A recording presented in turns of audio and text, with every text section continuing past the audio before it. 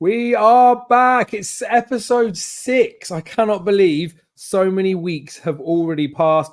I am joined by the legend that is the voice of Ireland, Jamie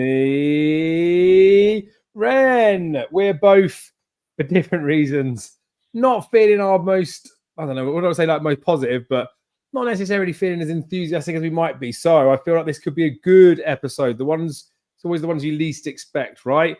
We're going to go through the rants. There's been a couple that have been sent in. We've got a little voice clip from OJ from the Cheltenham Exchange, which actually works this time. Didn't work last week, so we'll get that played. Another message that's coming as well. Funnily mentioning the C word, not that C word, or is it that C word? Who knows? You'd have to stay tuned to find out, wouldn't you? Talk about bets. I'll keep you updated because I did the bets Friday, bets Saturday. Anyone that watched those will know that it wasn't the best, but I'll update on the profit and lossy stuff. We'll talk a little bit over the stuff that happened this weekend because obviously Cheltenham was on. There was other bits and pieces that raced. Probably lots of talking points, to be fair. And then we'll also talk about some of the stuff that's come up this weekend, maybe not in as much depth as people possibly could expect. We haven't got the Irish entries for the full weekend yet. We've got some of the ones, we've got Down Raw for Friday. We know what's going to happen Charlie Hall meeting-ish in terms of entries. We don't know who's going to be declared where. So I feel like we'll talk about that to some level of extent. Right, Jamie, you look a little sad. Come on, turn that frown upside down. The viewers are here. The people in the comments are screaming your name. They love you. How you doing, Jamie? Oh, right, Dave. Went out in the sesh yesterday watching that shit team I support after getting fucking hammered to Man City, but bit depressing that we're now a mid-table club or City have caught them. But the only good thing is that if they get a points deduction, we'll never see them again. So that'll be my rant over about soccer now, and we'll move on to the racing.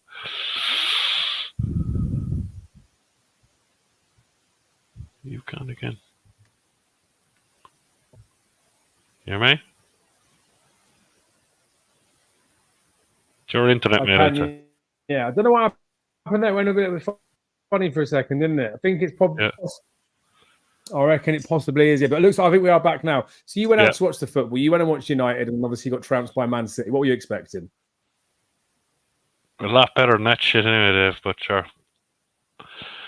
It is what it is, and there's a lot of problems with that club, but that's the end of that. We'll persevere. I don't know what's going on with the in and out. You know, I do think it is possibly my side. We'll see how we go. Like, this is the problem with live, and fingers crossed it's okay. Yeah. It might be coming out better on the stream than it is for us. Anyway, don't want to rant about the football. Have you got anything that's been pissing you off this week, or anything you need to get off your chest in the horse race? Actually, no, fuck it. Talk about football if you want to talk football. Get it off your chest. This is an open forum. You're with friends. Anything you need to get off your chest. I feel like I'll let you go first, mate.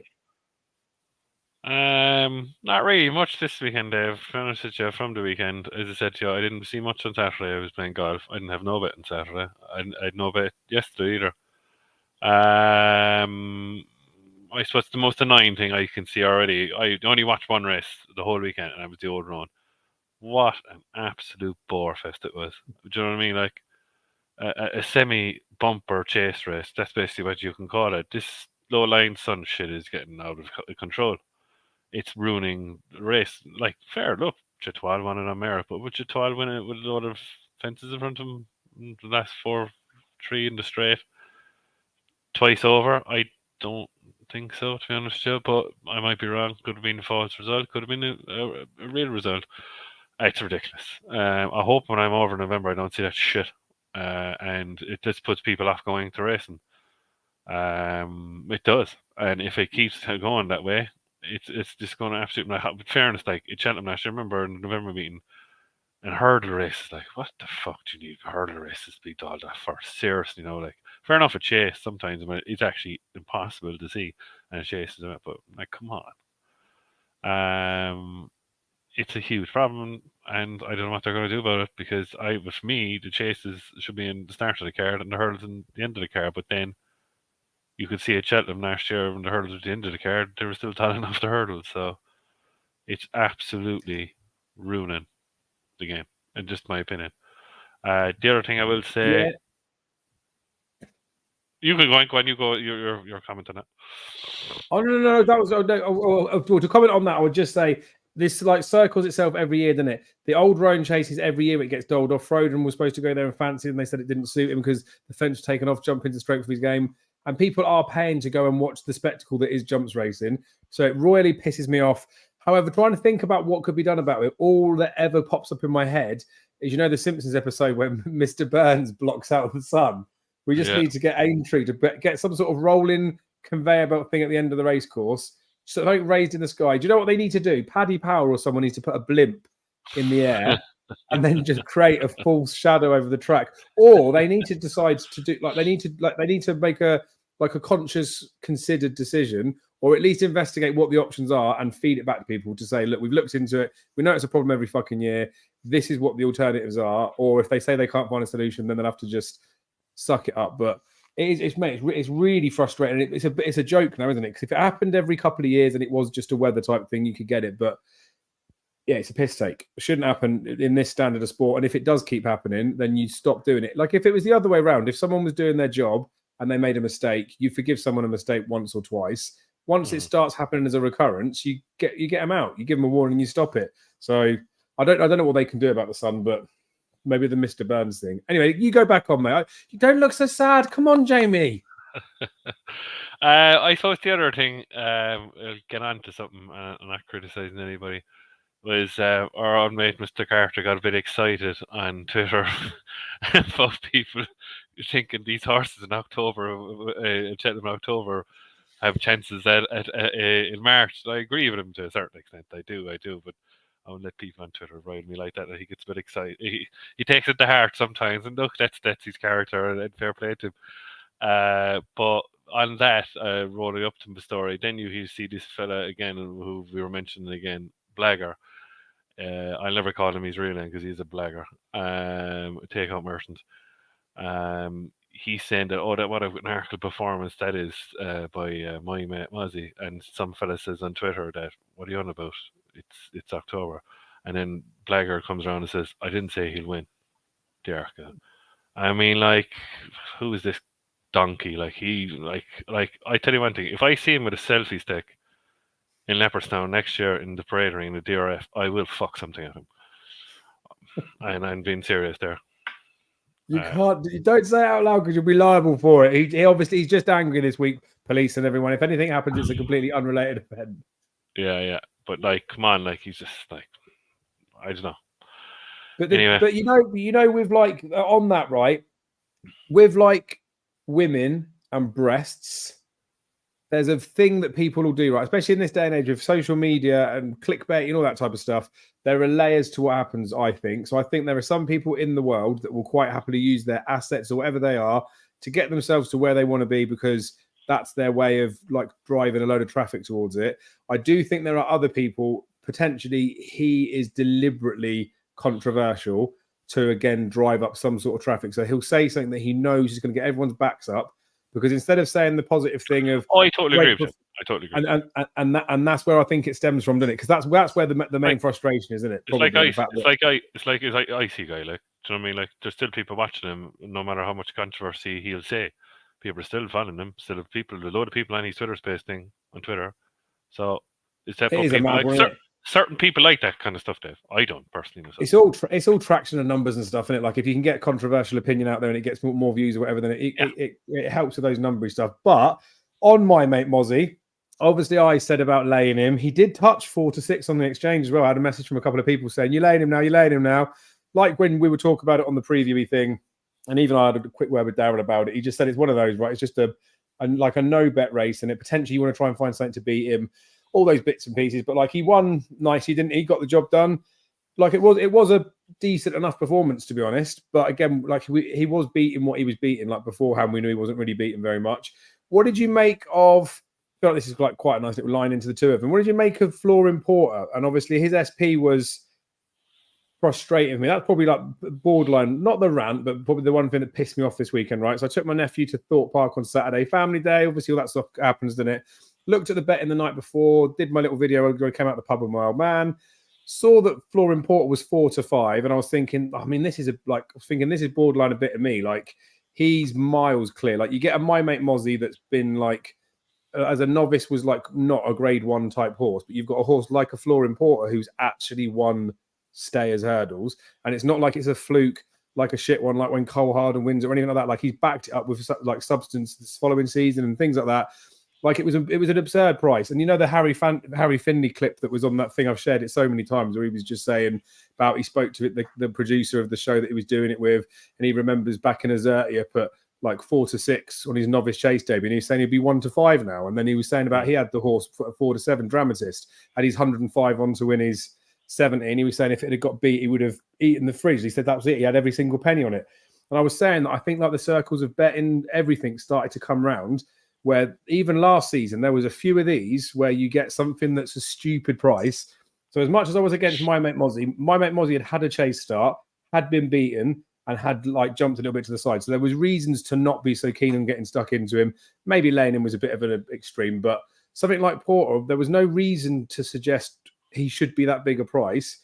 And I don't know where it goes in with it, but like I was annoyed because a couple of WhatsApps came through. I couldn't get enough signal at the theme park to get on. I was going to go on the exchange to see if I could bet him. If I'd have seen that he was 6 to 4 or bigger, I potentially would have had a couple of £100 on him. And I know it's like after time, and then obviously he won, so it's easy to say it now. But I would have said the same if he'd have got beat, and I would have been sat here saying, "Thank fuck it, saved me £200 because it doesn't have the signal." So it's one of those. It won't piss me off because I don't feel like it's a missed opportunity. We know it's a long game. We're going to have thousands of bets in our career, tens of thousands, won't we? If one bet makes or break you, then you're doing it wrong, aren't you? But I'm flabbergasted with the price that he was. His performance looked pretty good, to be fair.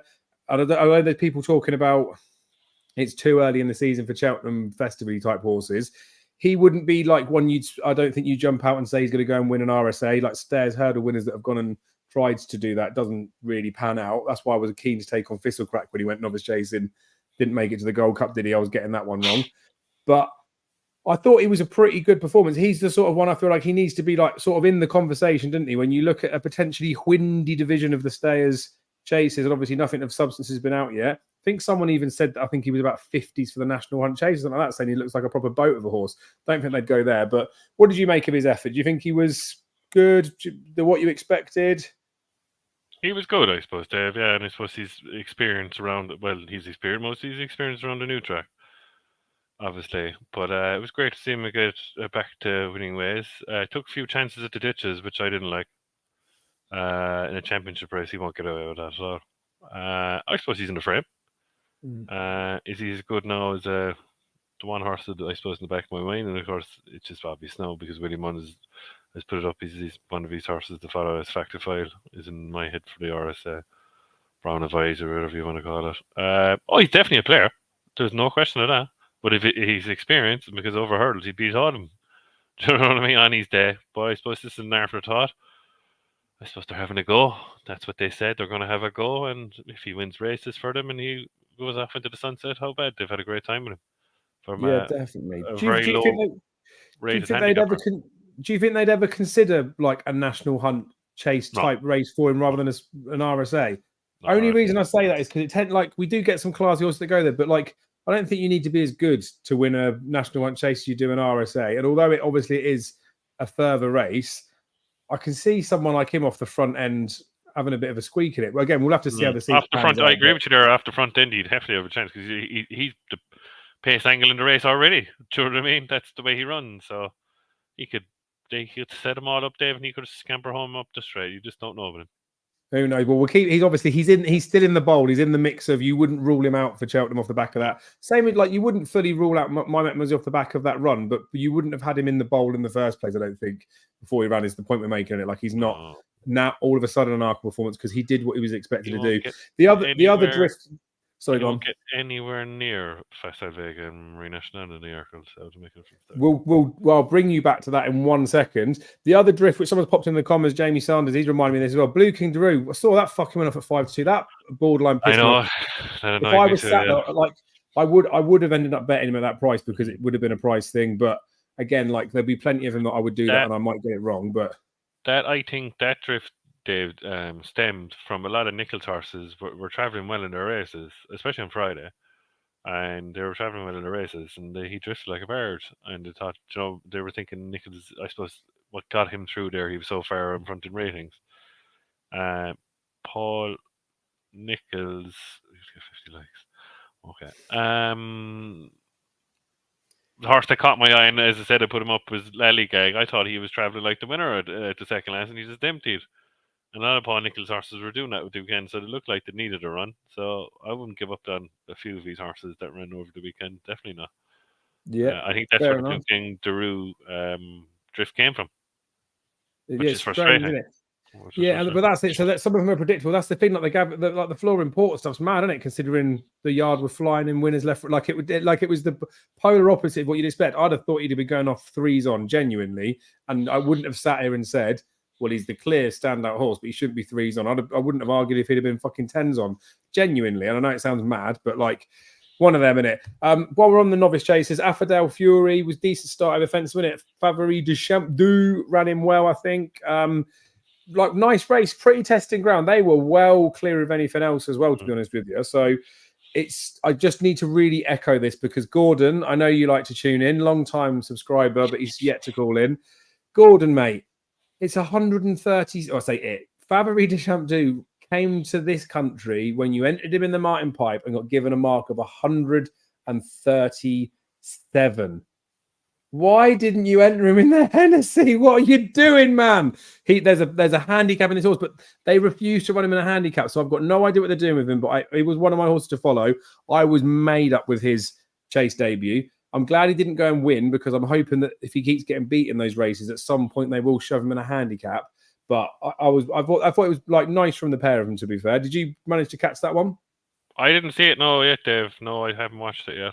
I haven't watched In the Waterside or Jaguar either. They're supposed to be a close race. That was the two. Well, I'll give you a clue on them and we'll see what the comments say about this. So the Affordale Fury, Favori de Champdou, they both jumped nice. Favori de Champdou made a couple of mistakes where you give like 50-50 whether he was going to stay up or go kind of jumps, I'd say. So I thought it was good. Looks like he can handle a mistake.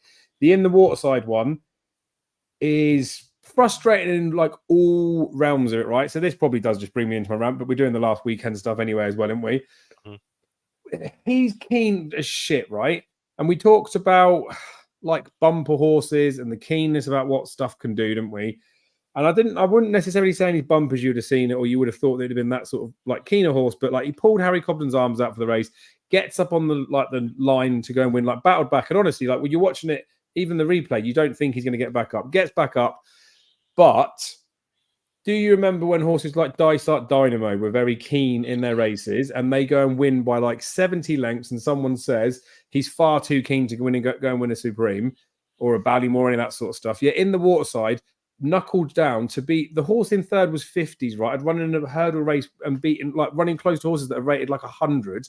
And all of a sudden people are saying, fucking great effort that after putting his arms out. Now, like he's clearly got some sort of engine, but even going into the race, like my mate Mozzie or even the Flora Importer, I think nobody in the world would have thought he wasn't better than those horses in the first instance. So he hasn't done anything above and beyond what we thought beforehand. He's not blown anyone away. He's beaten horses like he potentially should have beaten horses. I know he's done it in a different type of style. What kills me is Paul Nichols had him entered in the Sharp Novices Hurdle at Cheltenham, didn't he, over 2 miles, where Lookaway's won off 122. Why the fuck is he dodging Cheltenham this start of the season to go run him in a 2 mile 4 when you could just shove him out in that 2 mile grade 2?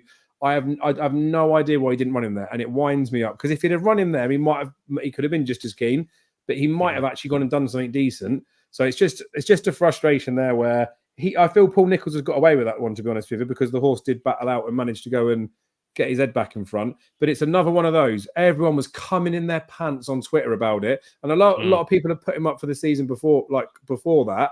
I don't know what it is with this fascination of people with the McNeil horses. I don't know whether it's because Ellen McNeil's on Twitter or whatever it is, but whenever they get winners, everyone seems to be over the top with it. Like, sure, they've got some nice horses, and I don't want to say like I would be against them just because they own them. It's not the case at all. But there is a lot of that weird, almost like schmarminess, isn't there? Because again, they're on Twitter. People seem to get hyped up about their horses a bit too much for me. I think the hypeness comes as well, Dave, from the fact that Dave never had a winner at Cheltenham in the festival, and people are hoping that they did, and shouldn't have sold Seddon then, should they? This is what exactly. It's all different, right? But again, with this stuff, like Max McNeil on some occasions, I think, made the wrong call with horses running in places. Like 300-3-5 shouldn't have gone in he ran in the Brown Advisory when he should have run him in the National One Chase or something like that. I think it was. But like, there's a few times where I don't know, like fortune favors the brave, all that sort of stuff. I don't know. Like I don't know. Like they said, and they had a chance for it, didn't they? And I want to get Cheltenham winners. I'm sure if their owners had I'd like them to get one in there. But everyone that buys a horse wants to get a Cheltenham Festival winner, don't they? Mm-hmm. Yeah. So I do get it. They're good for the back sport. to your Affordale Fury in my head and February Deschamps. I always think that after the start of the season that Affordale Fury will be a national hunt chase horse, and I always think in the back of my head, David might agree with me, and hopefully we'll be talking it down the line, is that February Deschamps could be Gordon Elliott's Kim Muir horse. Yeah, well, when I did my little horses to follow stuff, it's exactly what I put in there. But again, novices have a good record in the Ultimate, didn't they? So he's got a choice of the two courses. One, actually, you're after putting something in my head about the Ultimate. I thought off 142, and probably the mark will stay the same. I thought Am I Right's run in the race the weekend looks very perfect for the Ultimate. If he travelled very well, bit too exuberant. But these are cloth. Do you know what I mean? These are real good ones to timestamp now as the mentions, because the reality is they're going to run again before Cheltenham, and they could easily not blow their mark, but they could use that mark before then, shouldn't they? But I like these because I'll bookmark all of this stuff, do it every single year, write my reviews of what I think for the weekend, have my list of horses for certain races, and then say, am I right for the rest of the season's dog shit? Say Fabry Deschamps for the rest of the season's dog shit. Because at this point, I thought their mark was okay for those types of races. I would still have them in mind when it comes to March. And in the meantime, I'd be keen to see them plotted in certain stuff. So plenty of exciting ones, I think, that are in there. I think there was a couple of bits that came in before I'll go come back to something. Someone has a rant there. Rock my way, David's son. I know, just button it. Took a punt, didn't I? It was, yeah, I know it's annoying. One, I will quickly just do that on the punting stuff, right? So just to bring it up to speed, it won't take very long to do it. On this Friday, 100 quid worth of bets put up, 0 pence back. But again, if you went and watched that one, I backed a horse called Angel's Breath. Second, but again, he was. I don't regret not betting him each way. He was a bet, and then it was maybe like it was great run for the Paddy Power Gold Cup. Yeah, probably not, but yeah, it could be, couldn't it? And then the other one that I backed in that first one, Clarence, which I knew was technically wasn't a great price when I backed him at it. He was terribly weak on the exchange anyway. He ran shit, and I wanted him to be held up, and he was prominent. They are the type of bets that potentially, I'm telling you, I backed it because I backed it. Probably they're the sort of bets where I would rather say to you, I would rather not advise I bet them. I'd rather say, look, this is what I've bet. I like Angel's Breath. And then that, Clarence would be one that if I wasn't about for the Friday to do it, but I would have rather bet him in the race to where his position was. So that's like a my bad thing. But again, it would have been on the slip. And I didn't want to start crossing stuff about slips and asking questions or whatever. So drew a blank there. So minus 100% return on investment. Saturday, only one that won was Ancient Wisdom of the bets I put up. So 125 out, 59.38 back. So rolling for the month of October from the 13th, we've had 5 spins, I think. 840 odd quid's gone out. 820 odd quid's comes back. So we're about 18 quid down. Minus 2% return on investment. But we've had 2 1.0 fucking ones beaten there. We've had 2 1.22s. But it is what it is. We know it's long game, right? I'm going to keep doing this sort of stuff. I'll keep you guys looped in there. We'll see how it's going. How about you, mate? Because it was we said it before. It was a bit of a I don't want to be rude about it because we want to get excited about it. But it was a bit of a guessers meeting, wasn't it? In the fact that the class necessarily wasn't there. We didn't know where some horses were in terms of forwardness. And I think anyone that had a real confident opinion, I know I did on Angel's Breath and a bit on Rock My Way, but was guessing. Apart from maybe people that wanted to steam into My Met Mosley or wanted to steam into Flooring Porter, they were more reasonable about it. How about you? Did you get I know you said you didn't really bet on Saturday. Was there anything you feel like you missed or anything you should have done different? No, I was supposed to one. Myself and Paul said there last Thursday. I was very unlucky. I thought I saw at the end of it.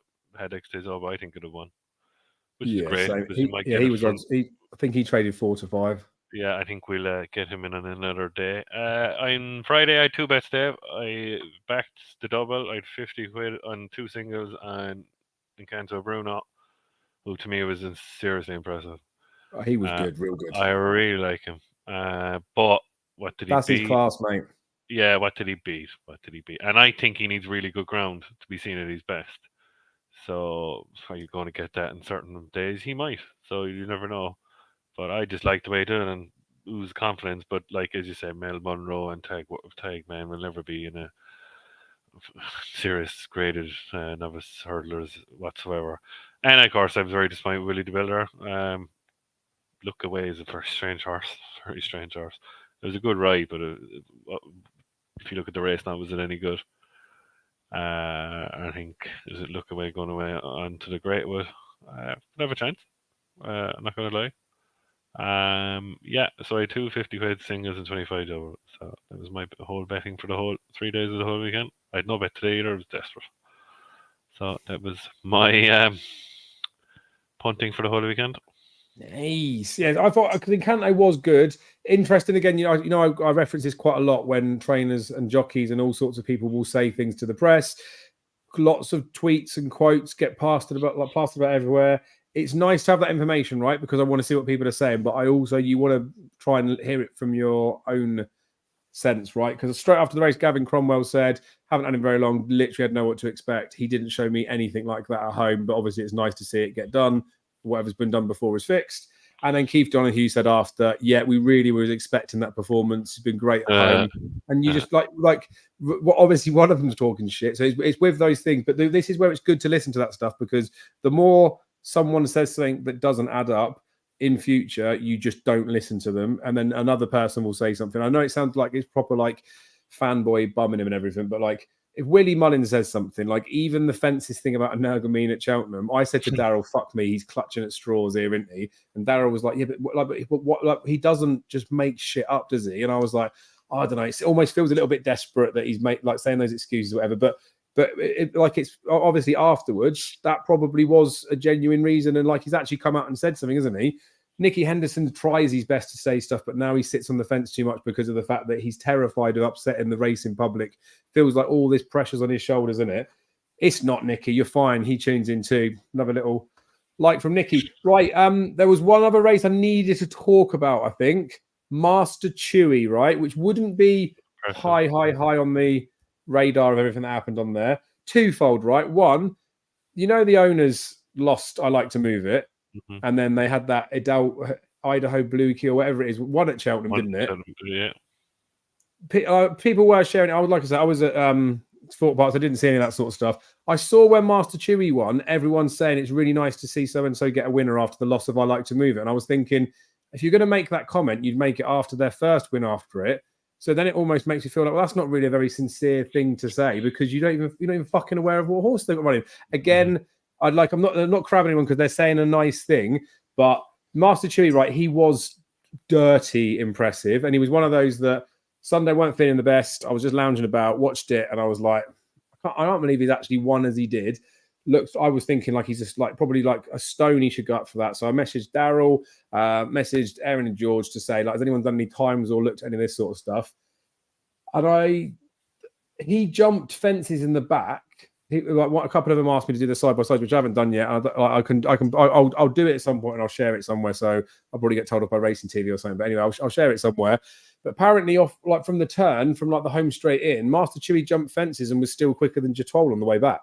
But like not just a little bit, like fucking miles clear of it. So all the people that have done the numbers and the visual stacks and all that sort of stuff have said it was a very impressive performance. I think he was 1-2-1 that day. So he's like, we're not talking about him being potentially like the grade 1 horse, but it was a very, very, very like eye-catching performance. And he's like potentially 140-ish over there. The only thing I would say is that it seems a little bit like Twiston Davis horses are running very well first time, but then second time, they're not sort of backing up a little bit. But again, as the season goes on, we'll see how that stuff goes. But yeah, I'll try and get the side-by-side. And if not, like, you guys can do it yourselves. If you go onto like Sporting Life and search the stable stuff, or go on Racing TV, get the replays of the races.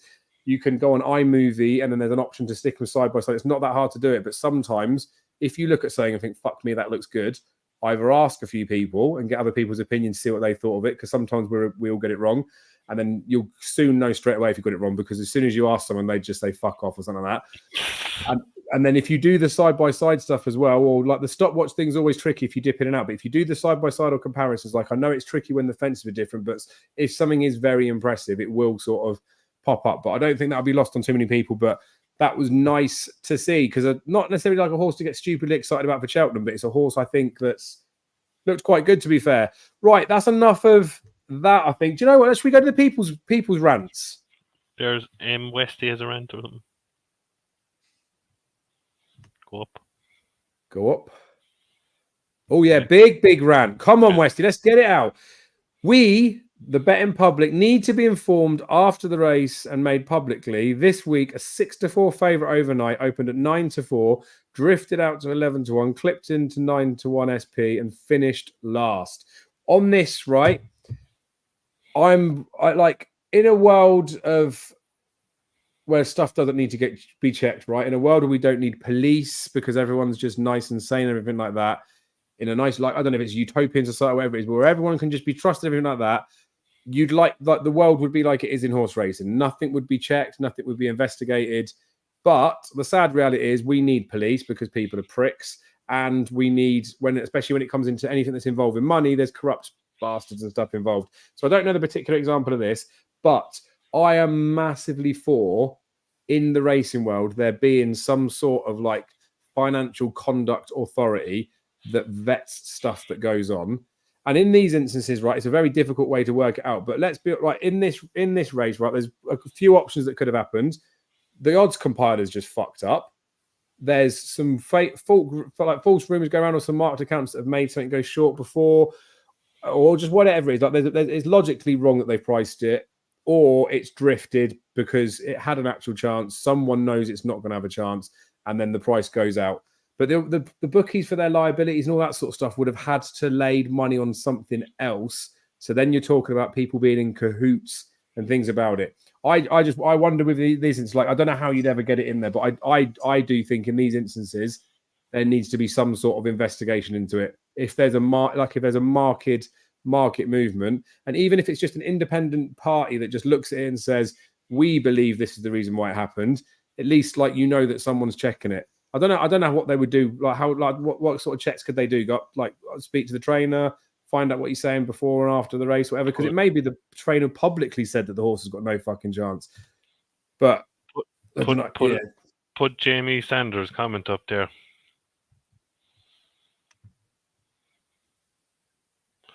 I totally agree with him. But exactly. Because if this was the other way, and for example, a trainer in Ireland does it, certain trainers do it, and then there's a big investigation over it. So where's the middle ground there? Do you know what I mean?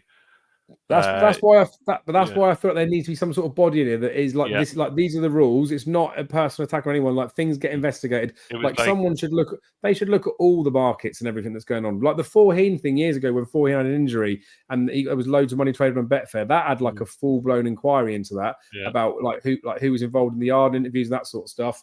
So there are people that are capable of doing it. Like the average Joe it'd be handy if there was some sort of thing you could look at it, like the appeals board or whatever. If it was that horse, remember, if there was a horse there down Percy there a couple of weeks ago, and it used to be trained by Charles Burns. And it was 28 evens, and he was hauled in, obviously. It was like that horse that Charles Burns trained and went to some Scottish trainer. I remember a couple of weeks ago I told you at Sedgefield. And was it Charles Burns or was it McNally? No, Charles Burns, and he went to I can't remember the trainer. I do know who you mean, yeah. Yeah, and Robbie Dunn was on it, and it won, and had no form. But I looked into it, and I backed it. I said to you, I backed it because I looked in it. I goes, what's the story of this bloody thing? And it goes, formerly trained by Charles Burns. I'll have a bit of that. But they did that the way what Charles Burns horses are doing now, are backing it, letting it drift, and then hammering it before they off at SP. Do you know what I mean? That's what they're doing now. And if you see a Charles Burns horse at SP getting hammered, then you're laughing. Like, do you know what I mean? You are technically 90% of the time they're going to win. Like, so. Yeah, it's mad, isn't it? And it's like these are the things that I think put the sport in the shit light. Carlos, we're the biggest fans of horse racing. Like, not just saying me and you. I mean, everyone that watches this show, anyone that has a bet on there, we are the people. We do it because we love the whole part of it. We love the betting. We love trying to be right. We love trying to solve the puzzles, and we like having a punt. If we do our bollocks, we do our bollocks. Obviously, sometimes we might get annoyed with it, but we all know it's all part and parcel of it. It's the times when something clearly isn't right. Mm-hmm. I remember when Champagne Platinum made his chase debut at Cheltenham. I think Imperial Oral might have been the race, something like that. I remember looking at it and like thinking, he was a chase. We should be good. I'm pretty sure he was like 6-4 or 9-4. And we were looking on the exchanges when I was sat in one of the tents, and it's a couple of hours before the race, and he went out to about 3 or 4-1. And we were like, this is fucking a bit dodge. And I don't even know what price he went off. I could probably pull up one on race boat, but he drifted like a fucking barge, and he pulled up that day. So we were within that stuff. Like, it was enough to put me off like betting it because of the back of that. But then you get scared of that FOMO stuff, didn't you? Like, we were there with my dad as well. And my dad was like, I'm still going to fucking back it, because if I don't back it at 10-1 on the exchange when I was going to back it at 2-1, and it actually wins and we're just reading something that's not there, it's a bit shit. But how are there not like there's people on course, racing TV, when there's ITV there, we're looking at it on our phones, we can see what the markets are doing. Why is there not someone there that goes up to the trainer and says, hang on a minute, why is your horse gone from 6-4 to 11-1? Like, ask them literally before the race got off. You're in the parade rings with them. They're there looking at a horse saying, this horse has got his hair plaited and he's got a bit of a summer coat, so I think he's going to come on for it, and all this sort of crap. Go and talk to the trainer that's actually got like a question to be asked. Just like they've got to be the ones that are in it for the same thing for the sport, ain't they? But I do think a lot of those people are just in it for presenting, or they're not in it for the actual horse racing, find out the answers. That's why Matt Chapman's good, isn't he? Because I feel like he's like a fan of the sport. But I don't know, he wouldn't rock the boat in certain instances. It's like the Barney Curdy thing, isn't it? When McCruick and Harvey actually asked him about it because there was a drift, and then they were like making him feel suspicious, he kicked off. Regardless of if we find out the answer or not, that was one of the greatest bits of TV gold ever. Let's get this going. Let's get some more of those clips. You're a take-out merchant. You're a bloody take-out merchant. You don't know nothing about racing. I saved your bacon once, John. But it's mad, isn't it? Absolute mad. Anyway, I'm going to go to the rants that are in here. To be fair, we've had quite a good show. We'll come on to the race that's coming up, because obviously we've got the first parade one of the season at Down Royal. What's his name? Mouse Morris has done everyone a big favour by announcing today the fact that the Gentleman's Game is going to come over to Haydock 8-1. I think he was when the announcement came out. I don't know what sort of price he is now, but you got like there's just some good racing that's coming up, and I'm semi excited about it, but I haven't looked into too much depth, so we'll briefly look at a few bits. If you guys in the comments have got any views for anything you fancy at the week, should be good.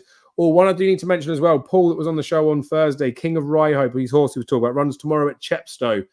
I don't even know what the horse is there like running, but like will potentially come on for the run type stuff. But like it looks like a nice horse. So I know he mentioned on Thursday, and a few people were asking about that. So he runs tomorrow, 3:13 or something, that weird time. Anyway, rants come in. Everyone who says Cheltenham isn't the be-all and end-all of jumps racing and gets annoyed when we're talking about it so far can get fucked. Fair play.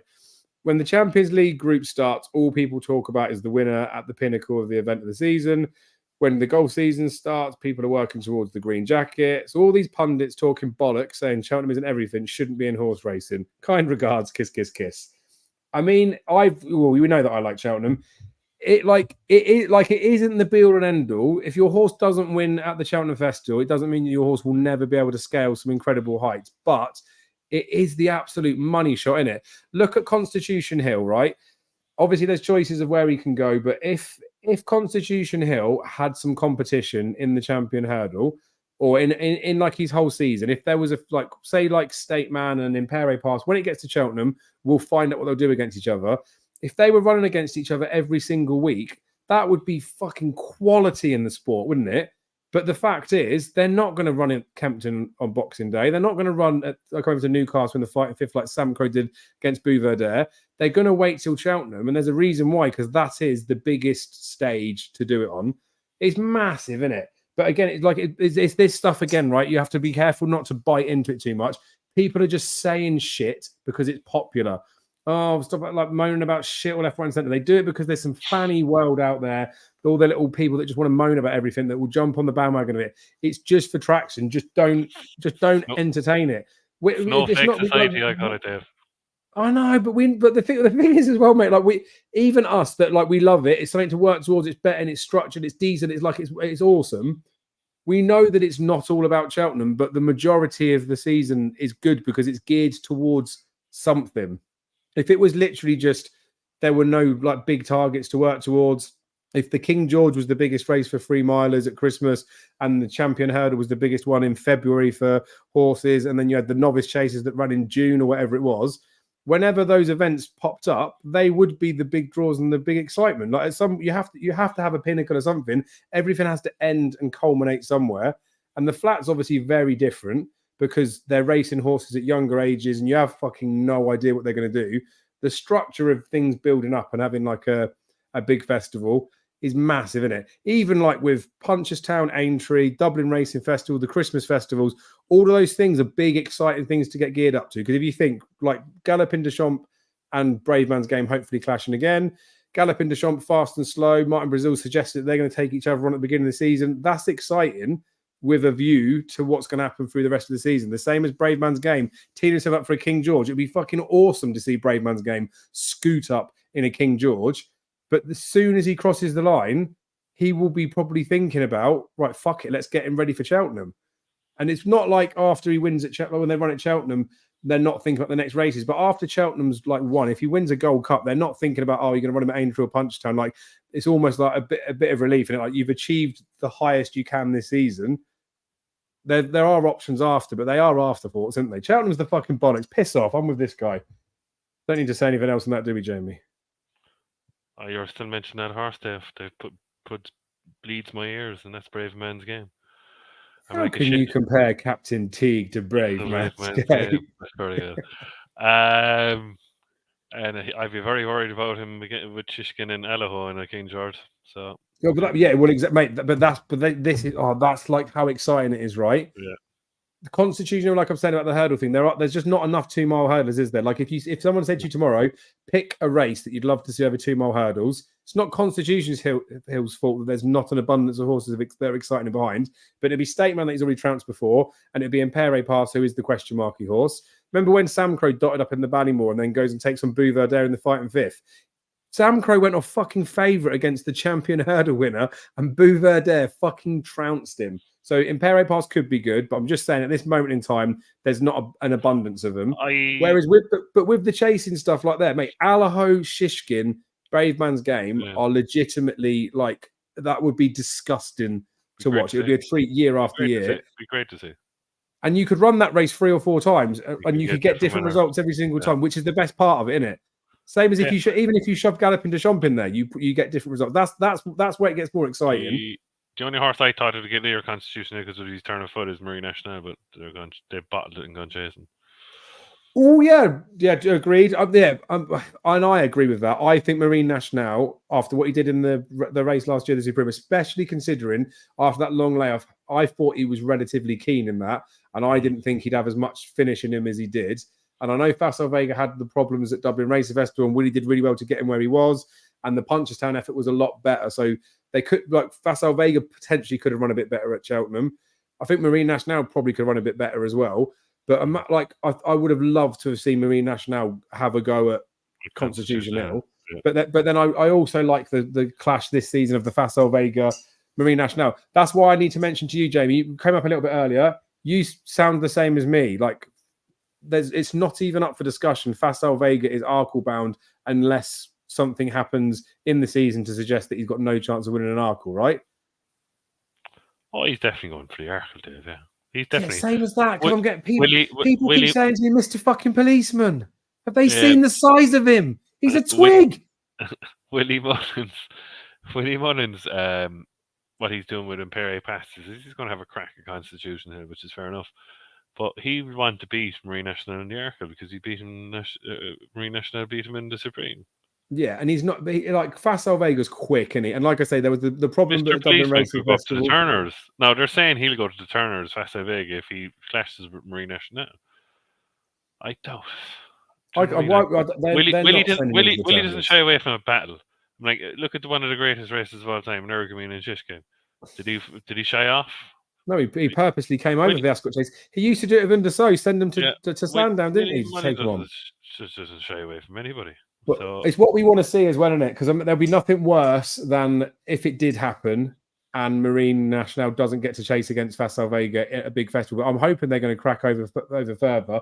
The good thing about it as well is it's the trajectory stuff. Like I do believe that Facile Vega will find more improvement over a fence than Marine will, but it's not based on anything substantial. It's just the opinion of it.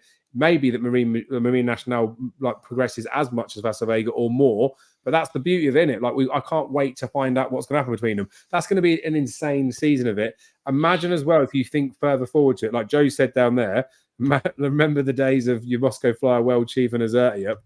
Vasco Vega, Marine Nacional, we could have like imagine seeing them do this in the Arco on the next season for the champion chase. Again, we'll go up against Fabiola and Jambon the year after. Fuck me. That like we've got there's the scope for it, isn't there? Exactly what Joe said there. That was to me the greatest race of all time. It was in the Tingle Creek 2014. You like it was just like if you watch it back on racing TV, the replay, you hear the crowd. You can hear the crowd, and that's what it's all about. That's what it's all and about. And the commentary too by Simon Holt was brilliant. Like he agreed. said, it cleared the Irish horses, cheering the Irish that he's so popular. It just makes the hairs in the back of your neck stand up. It was one of the greatest. Agreed. But this is where, like, you know, like when Hurricane Fly came back and regained these title, and then like even when Forheen won the Champion Hurdle and Arctic Fire was second and Hurricane Fly were there. Like, unfortunately, you need multiple horses to make a great race. And as I say, the whole Constitution Hill thing is, it's not Constitution Hill's fault that there are no good 2 mile hurdlers about at the moment. That is his niche. We're starved for it, Dave, because we're at the year. Remember the year I exactly said that my dad back to winner actually that day. He told me jet ski would win the Champion Hurdle. Yeah, jet ski, might enter yours, Hurricane Fly, or the ill-fated O'Connor. You never know what he was going to do in the race. The new one got mullered. I backed the new one in that. So you just don't know. As you said, you could have run that race a couple of times. You'd have 5 different winners. It's awesome, isn't it? And but this is where it's not Constitution Hill's fault, is it? And it's the same as it wouldn't have been Moscow Flyers, World Chiefs, or Azertia's fault if there was not another good horse at 2 miles. They still would have done what they did at their division. You could again with like Hurricane. It's a bad example to use, but like Isterbrack didn't necessarily have horses to beat every single year. You don't just deviate from what you're good at. You're Usain Bolt. You're getting the world record in 100 meters every single fucking week. You don't just go and run 400 meters because it's boring because there's no competition. I mean, they might do it for their own personal benefit to try and progress. But if you've reached the peak of something, like Ronaldo doesn't say "fuck it," I'm going to start playing golf now, does he? Yeah, I suppose the way to look at that as well, Dave, it was spread around a lot more years ago because now the powerhouses are kicked in. And like looking when the Hurricane Fly. When like Hurricane Fly regained the Champion Hurdle, Rock on Ruby was trained by Harry Fry, Zarkander Paul Nichols, Country White Flame was trained by John Quinn. Do you know what I mean? Like, you're not getting that much of a, that's what's happening.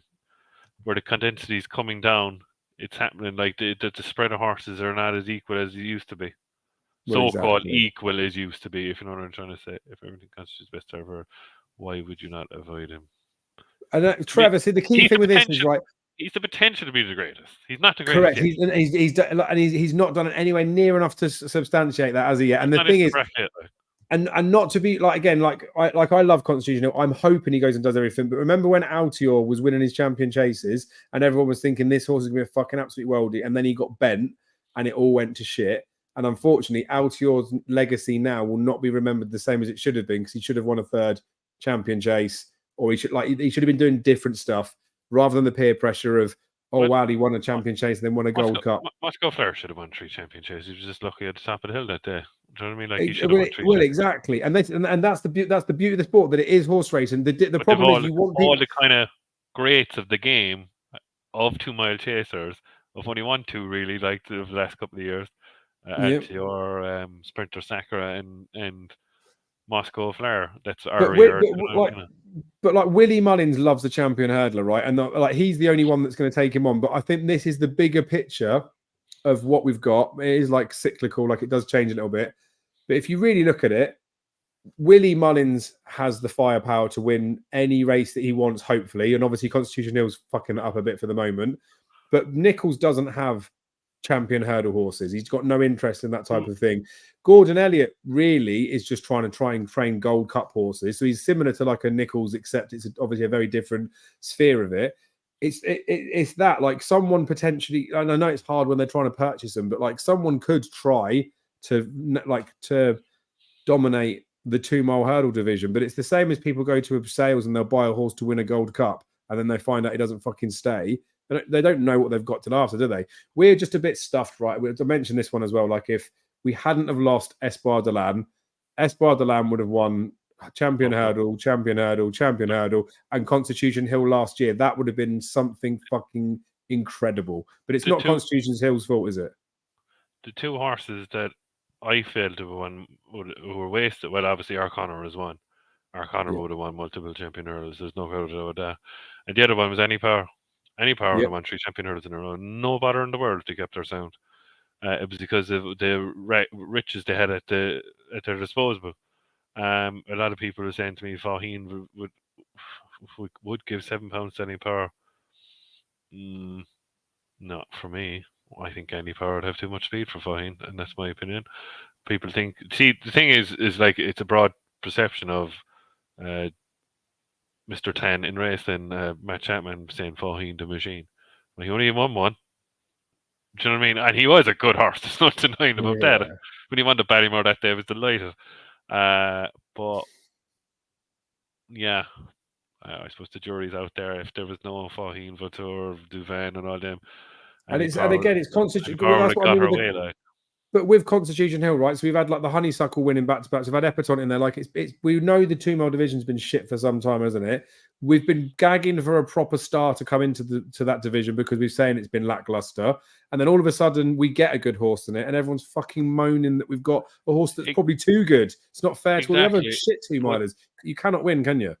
Am I right in saying when Any Power won the champion hurdle, everyone said, "Oh, my 20 euros only back once," and it was kind of a shit champion hurdle, but she still ran the fastest time ever in a champion hurdle.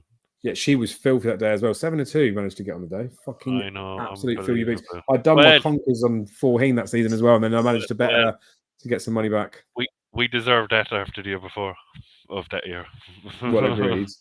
But this is where again, it all like sort of folds back and weeds into the fact that that doesn't need to happen. Like Willie Mullins knows that Facile Vega over hurdles wouldn't be good enough to beat or get anywhere near Constitutional, whereas he obviously thinks Impere Pass does have more to come over hurdles, whereas Facile Vega's next step's going to be over fences. Barry Connell probably maybe thinks the same. Maybe thinks the next thing for him to progress to that next level is this, and why go and run against there. The key thing as well is Barry Connell would have been poo-pooed whatever he did, right? If he'd have run against Constitution Hill, people would have said he's dodging Facile Vega.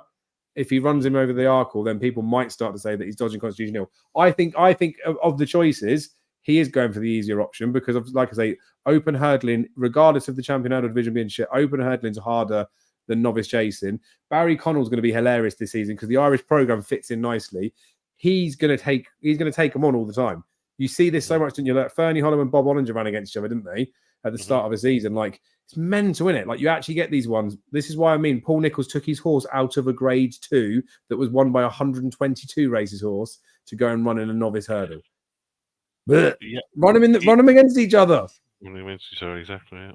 Right. That's enough of that. That's enough of that. We actually could go on like this, but I'm conscious we're both not 100%. We need to get ourselves buzzed in good and sound for the rest of the week. Charlie Hall Chase is on Saturday. The West Hurdle, what I can't remember it's called, West Yorkshire Hurdles there as well. So Ahoy Signor's got an entry in there. I will just cast people's mind back. Native River. Can't remember who he got beat by. Native River at the start of the season came second in that race, I think. I ended up backing him for the Gold Cup that year at 40s and for the Stairs Hurdle at 40s because Colin Tizard said after, well, that was such a good run. I might keep him over hurdles. I know there's going to be a lot of thoughts about Ahoy Signor being like a Stairs Hurdle type horse this season, but he didn't complete last year in the Gold Cup, did he? I rate Ahoy Signor anyway. He's a Gold Cup horse. Like he can't not go there. He might run in this hurdle thing, but lots of chases have gone and done it. That year that Native River, he ended up going off 7-2 favourite, I think, that year. It was the year before he won it, Native River. But that'll be like interesting talking points. So that will be something that's going to probably wind Darren and people up on Twitter when entries and stuff come out. Lucia's obviously in the Mares Hurdle. Nicky Henderson did say in his stable talk he's going to aim at all the Mares races, didn't he? He didn't say he's going to not run around a handicap or any of that sort of stuff. So there's a chance that he might end up wasting that handicap mark. But who knows? It'll be just good to see her out whatever she does. Like she's definitely much better than her current mark. Whether he exploits it in a handicap or whether she goes and proves it somewhere else is what it is, isn't it? But it'll be interesting to see what happens on Thursday when the declarations come in. I think there's plenty of like clues to be found. Is it Carlisle? No, Exeter. Where's the Colin Peter Memorial Chase on the Sunday? That's Carlisle, isn't it? So there's like that. There'll be a decent race there as well. But the down roll's the 2-day fixture. There's another race on the Saturday with the Champion Chase. I can't remember what the name of the race is called, but it's like an intermediate chase. So you've got horses that ran in novices. Yeah, I actually didn't. That was the one race actually I didn't look at. Actually, well, that's for the Saturday, so we don't have them in just yet. But look, Secret Investor went over a few years ago for Paul Nichols. There's been some all right renewals of that. So that's a race that could be exciting. We know that Gordon targets a few horses at that festival, didn't he? But I think there's a lot of clues that are going to come out. Firefox is a horse I put one of my horses to follow. That's in a 2.5 mile maiden hurdle, but it's also in a bumper. So last year they stuck it over hurdles, brought it back in bumpers. With the 2 entries that he's got there, potentially reading into it more than I need to, if a horse has got a bumper entry and a hurdle entry, it makes me feel like they're not ready to go. So when that happens, if he runs with the maiden hurdle, I would upgrade their performance. You probably run down memory lane in it, hopefully. Well, yeah, that's what I'm looking at. There's some good races. We've got Magical Zoe's potentially going to run in a race in Ireland as well. She should have come over to Wetherby. That's pissed me off, but is what it is. And then there's a few other good ones, weren't there? Magical Zoe's running against Irish Point in that old WKD horse called the Bottle Green Hurdle now. Jeez, wow! I never realised there was £11 in the ratings, but obviously she'll get £7 allowance off it. Good looking race, isn't it? And she is race fit, so maybe her.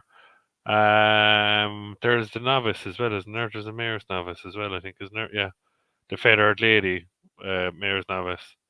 There's one. Better days ahead, isn't it? Brighter days ahead, yeah. Right, yeah. Shit, son, didn't she? I've one for Thursday in the mayor's maiden hurdle. It's Hurless. A horse called Jatara is off after bombing in the Grade 1 mayor's novice won by Astro Diamond. It was second to Astro Diamond in the Sod Arena. It was 15 lengths behind You Wear It Well in the mayor's novice at Cheltenham. She won a bumper at Navan and she won a bumper at Navan. She was 4 lengths behind High Definition at Christmas last year. It's a mayor's maiden hurdle. She's down in class. She should win. Getting on to the Down Ride, the main race on Saturday. I see 11 to 10 Jerry Calam, 7 to 2 Conflate, isn't it? And Violin's 9 to 2 in it. I saw it this morning. Might be wrong. I'm all over Violin. All over him. I think it'll win. It doesn't lose the Down Ride. I thought Jerry Calam would come over for the Betfair chase. I really did. I think he got semi-bottled that a little bit, by not coming over for that. I know Conflated. Conflated and Environments runs last year, which is only prep for this, obviously. I know there's. Do you not think the only thing I will say with the Haydock stuff is I haven't looked up north, but there's fuck tons of rain around, isn't there? Yeah. And Haydock gets heavy even if someone just spits on it. Could ruin a horse for the whole year. And that's a potential bit in there, isn't it? No, I'd be backing in Violin in that race on Saturday. Is it free places on the betting at the minute before the final decks? Yeah. Because that could be interesting because the race is definitely going to cut because we know that Gentleman's Game doesn't go there. I don't think all of these are going to run. So if you're getting 4-1 free place, even if it's a fifth of the odds, he ain't going to be out the free, is he? No, he's not. He's 7-2. Sorry, Dave. He's 7-2. I'm wrong. 7-2. 7-2 each with. I can see 4s on Ladbrokes. 4s on Ladbrokes, yeah. So anyway, that's again, it's well worth it. The short-term anti-post is suicide, though. I will clearly state that. And if it went bottomless, do you reckon they'd run him? Yeah, I do, will, yeah. They have to get him out some way, Dave. Right. I had a look this morning at that meeting the weekend, which I told you I like for watching at Breeders' Cup. Very poor this year, I thought, compared to the previous years. But the Breeders' Cup turf looks a right race. And the two horses really I fancy is that I think that Marge will win the Breeders' Cup Mile for Godolphin, and I think Augusta Road End is Sun Origin, the 1,000 Guineas winner and the Derby winner. I think in a double, and that's all I do in America, because I was looking at the rest of it, it's not great. Charlie Appleby doesn't look like he's hardly any horses for Maj, so I will be setting it out, but I'll back Maj and Augusta Road End in the Breeders' Cup for the weekend. Yeah. Beauty. There's also the return of jumps racing at Ascot this Saturday, and there's typically a few half decent races. There's a handicap chase that's got Boot Hill, First Flow, some other horses in it, but like a half decent looking one. But like Boot Hill, he's definitely got some sort of win in him at some point. But there'll be some decent racing. So I'll get something out Thursday, and I'll probably cover more. Well, I'll cover as many races as I possibly can. See if I can catch up with you, Jamie, as well, if there's anything you fancy before then. And then I'll chuck something out in terms of like a video with thoughts on stuff. And then I'll share bets again for the weekend. It is really going to ramp up from like now. Like I said, it's the first grade one of the season, but we saw how much rain there was. Like even at Cheltenham, right? It was good at the first race. Don't think it was ever good. And then the times of the races by the end of it would have slowed down lots as well. So like that got susceptible to it. So we're at that point of the season where it is starting to ramp up, but you have just temper your enthusiasm a little bit just for the fact that there's other variables that are out of our control that are going to make a bit of a difference. So again, like it is going to be a fascinating racing weekend at Haydock, and it's going to be fascinating racing down Royal, but the weather could put a little bit of a spanner in the works with some of that stuff. That's going to continue for a little bit, but we have just got sick racing every single fucking weekend. In 2 days' time, it's November. It's basically the November meeting. Mm-hmm. It's going to be ridiculous. I promise you all out there, hand on my heart, I will get you the double of the Greatwood and the Paddy Power Gold Cup this year. Mate, 100%. We're like, even if we've got to pin it down to like 3 darts in each and whatever, that is the best block to get of the weekend. We'll smash out the Greatwood winner. We'll smash out the Paddy Power Gold Cup winner. And like we don't need to get in anti-post that, because we can sometimes get the extended places as well. So those each way doubles, that November meeting is absolutely ripe for loads of those scummy each way double bets. So for low stakes, you again, like if you pick 4 horses in each of them, it's 16 bets. You end up doing yourself like £1.25 each way doubles or any of that sort of stuff. If you get 2 20-1 pokes that go in and win it, all of a sudden you've got yourself like a 500 quid return off of maybe a £30, £40 bet, but you're getting to get lots of horses running for you. So there'll be a few things to do that. There has been a few questions about the Colossus stuff we were talking about, because that loosely came up before, didn't it? Where someone was saying that maybe we'll look at either using a Twitter Spaces or we'll use something to look at creating some pools to do that. 100%. I am going to sort something out of that. It takes a little bit of organising in terms of how we're going to do that to get people's input and stuff in there. I will deal with that. But again, the racing is good at the moment, but there's going to be like depleted fields, and there's going to be some little shitty races as well. So I will get that sorted definitely in time for the November meeting, potentially before. And then every week when there's some pools that we want to hit, we'll keep doing it. We'll smash them. And again, it's another thing I guarantee you off of them, we will get some good returns. The first time I did it, there is a video on my on the channel about the Colossus bet. We did it at Kempton. Was it Kempton or Sandown? Sandown, I think maybe. Sandown, just before the Cheltenham Festival. I showed some people who was interested. They joined a group with us on Facebook. We did the pools thing about picking it out, and we ended up getting £1,000 back off of an £80 bet. So it's basically like a 10, 11 to 1 winner. And we went through the Cheltenham as well, and we smashed it. But we'll get some wins out of that through the season as it goes on. And then the big festivals like Cheltenham, Punchestown, Aintree, even the Dublin Racing Festival, we will smash the granny out of the pools. And you can buy in for such small amounts. And like I say, even if it comes out as a 20-1 winner or something like that, you're sticking 5 of the 10ers on. It's good fun. There's bits we can do with that. So we'll get excited about that. I think, Trevor's, just before we go, we did quickly talk briefly on Firefox, but Jamie, where do you think Firefox will run? Do you reckon he'll run in the hurdle or the bumper? Bumper. I think so. And like I say, if he runs in the hurdle, then I would upgrade the performance. Mark Palmer said Stay Star and Rubo. I agree with Stay Star, but is Rubo in the Greatwood? I think he is he? Probably. Who knows? Anyway, we'll come to that another time. We'll get it sorted. Me and you can talk offline about it. He's right. Stay Star's going to be Paddy Power Gold Cup. Could well be. We'll sort that stuff out there. But that'll be the one. That'll be the one for bragging rights people to get out there. We'll get them smashed in there. Right, gentlemen and ladies. I don't know if there's any ladies. If there's any ladies out there, cheers. Gentlemen, thank you for your time. We genuinely do appreciate it. Like, it is a bit of a slog in it, but it's nice to have the chat and the catch up. Jamie, like as always, mate, I really do appreciate you putting in the graft to be here with us. It's not going to get worse. It's going to get better because the horse races start to pick up. But it's going to fucking get busy soon. It's like November in 2 days. Think of when it gets to Christmas. The Leopardstown, Limerick, Kempton. Fucking mental around that time. It's exciting, and the time will just fly by. Like I said, this is our 6th episode this season. I can't believe how quickly that's gone. It will soon be Cheltenham. So, any parting words of wisdom for our fans? Ben Young said, any thoughts on the Breeders' Cup races just there? And I said, yeah, Morge and Auguste Rodin are my 2 fancies. Morge and Auguste Rodin. Good night and God bless. Aye, aye. Right, thank you.